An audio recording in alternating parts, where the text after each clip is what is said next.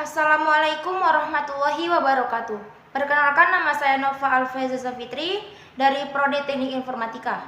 Di sini ada beberapa materi yang akan saya jelaskan. Yang pertama, emotional intelligence. Yang kedua, pengambilan keputusan.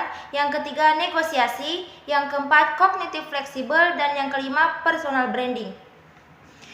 Yang pertama, emotional intelligence. Emotional intelligence adalah kemampuan seseorang untuk menerima, menilai, mengelola, serta mengontrol emosi dirinya dan orang lain di sekitarnya.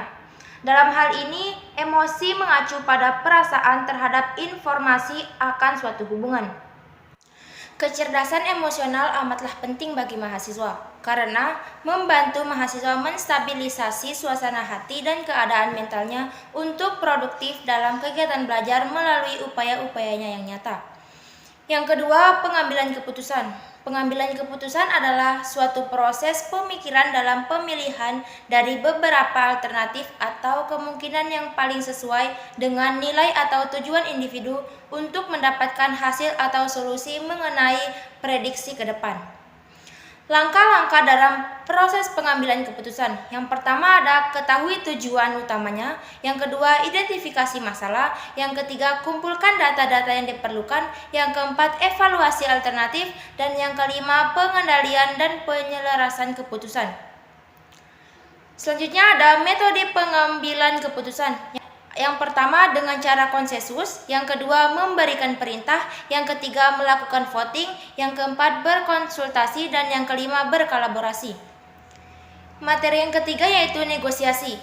Negosiasi adalah suatu cara untuk mencapai suatu kesepakatan melalui diskusi formal.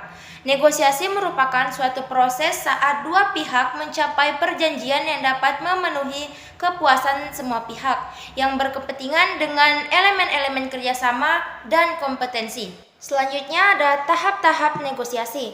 Yang pertama tahap persiapan, yang kedua tahap diskusi, yang ketiga tahap mengklarifikasi tujuan, yang keempat bernegosiasi menuju hasil yang memenangkan, yang kelima perjanjian, dan yang keenam menerapkan tindakan dari hasil perjanjian.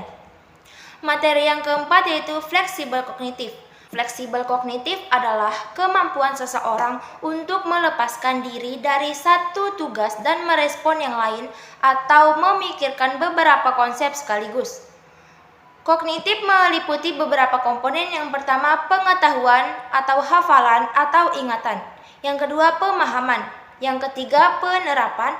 Yang keempat, analisis. Yang kelima, sintesis. Dan yang keenam, penilaian atau penghargaan serta evaluasi. Materi yang kelima yaitu personal branding. Personal branding adalah proses pembentukan persepsi masyarakat publik terhadap aspek yang dimiliki seseorang. Aspek ini meliputi kepribadian, kemampuan, nilai, serta persepsi positif yang ditimbulkan atau ada dalam diri individu. Tujuan personal branding adalah memberitahu orang lain tentang keunikan, identitas, ciri khas, kemampuan, serta hal lain yang menjadikannya berbeda. Yang kedua, menampilkan kesan jika individu tersebut merupakan solusi pemecahan masalah yang dibutuhkan. Langkah-langkah personal branding: yang pertama, kenali diri Anda, yang kedua, tunjukkan diri Anda, dan ketiga, kembangkan diri Anda. Sekian pemaparan materi dari saya, lebih kurangnya saya mohon maaf. Wabillahi taufiq wal hidayah. Wassalamualaikum warahmatullahi wabarakatuh.